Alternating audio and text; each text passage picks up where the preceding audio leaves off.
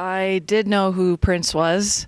I don't really know a whole ton about him or his music. I have heard his songs, but I don't really know a lot about him to say that I'm a fan necessarily. My mom knew him in high school, and she always told me stories about him, and I've heard his music ever since I was a kid. I had the pleasure of meeting him twice, and I've heard several of his hits on the radio, like just driving to school. Yeah, I've heard the stories about him. Seems like a nice guy. I know he donates like a lot of money to the school and everything. It's really cool. At home, my family, we would listen to Prince all the time. We had it on our New Year's Eve playlist, and we'd dance to his music, and my mom just absolutely loved him. My mom actually gave me Purple Rain on vinyl like 2 years ago, and then I got a record player, and then I got to listen to that, and my dad was pretty big into it too, just all of our family. I love his music.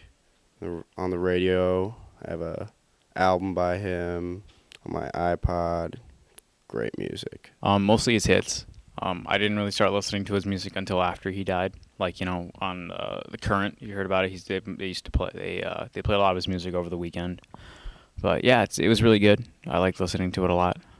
I grew up with Prince music. My mom really liked Prince, so I listened to a lot of it growing up. And then actually a week before he died, I went to Goodwill and I found a cassette of 1999, the album, so that was pretty cool. I really like Kiss. Yes, that is my favorite. I really like When Doves Cry. That's my favorite. It sounds the best on vinyl. Raspberry Beret, by far. I know it's the obvious one, but I really like When Doves Cry. It's just so catchy, When doves cry.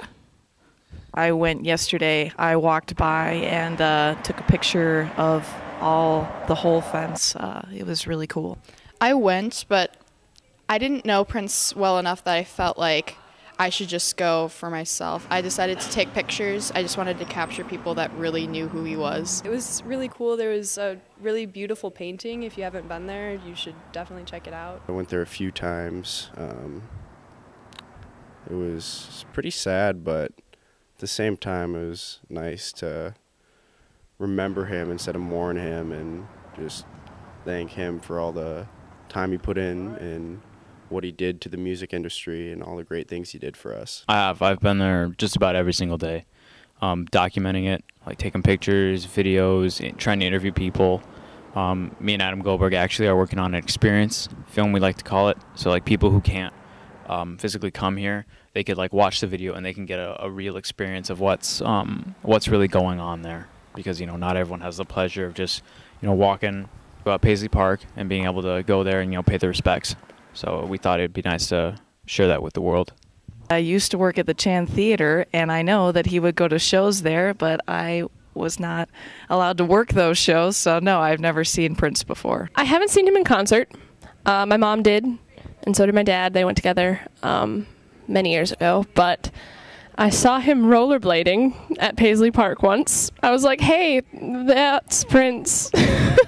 I used to work at the Excelsior Dock Cinema, and my boss loved me, so she had me work at Chan one night, and she said, leave your phone at home. I'm like, okay. And so I get there, and she says, Prince rented out the movie theater, and he's going to bring a band, and they rented it all out and give them whatever they want. It's all free for them. And so this band came, and they were like they were super shy, and they weren't sure if they could just take whatever they wanted. And so they'd come up, and they'd be like, can I have this? I'm like, yeah, you can.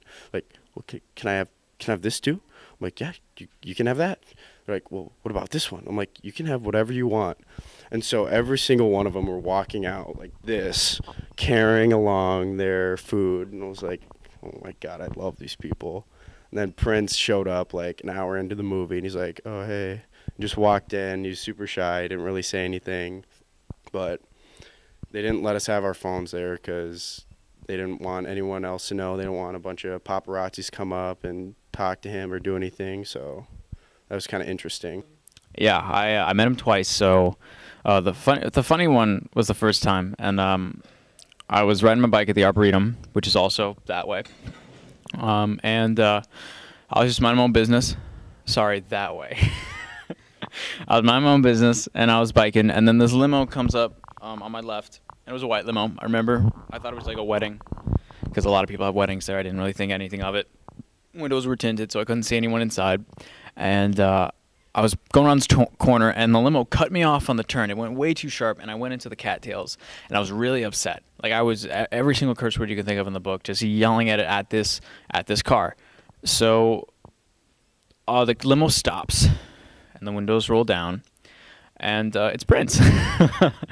And then I start apologizing. I'm like, oh, I didn't know. I'm really sorry. I shouldn't have gotten so upset. And then he I can't do his voice very well, but basically what he said was, it's all right, Jeff, you know. He didn't know my name, like, he didn't know my name was Jeff, but he said, hey, it's all right, you know, you didn't cut us off. And then we both laughed, and he's like, he apologized, and he said, you know, he'll make sure someone driver doesn't do that again. So then he rolled down his window and he drove off. So he was really nice.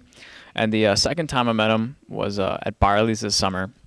I was working at a late shift. I believe it was just about midnight, because that's when we shut down. And this hooded guy comes up to me when I'm facing the store, and he asks if we got a kind of cheese. And I knew right when I heard the voice that it was Prince. And then he like kind of removed the hoodie a little, but just like a little, because he didn't want anyone else to know it was him. And yeah, he was looking for like a con queso cheese. It was like it's a really good kind of cheese. And he said he was using it for a dip. He was going back to the recording studio later that night to work on some stuff, and he just like wanted some dip with some chips. So I showed him where it was. You know, I asked him if he remembered the limo story. He said no. But yeah, just an overall great guy. And I also found out that same night that Prince has a key to Barley's to go in anytime he wants, because since the store was just about to close, I said, hey, you might want to get up to the front end, you know, we're closing pretty soon. He's like, no, it's fine. I can get in anytime. I know they'll ring me up. I would have been cool if he said that, oh, they'll ring me up, I'm Prince. I feel as though that would have been like a cherry on top. And if I had one regret, I really wish I went to that dance party that Saturday night, you know. I was invited to go with a couple friends, and I should have gone. We really should have gone.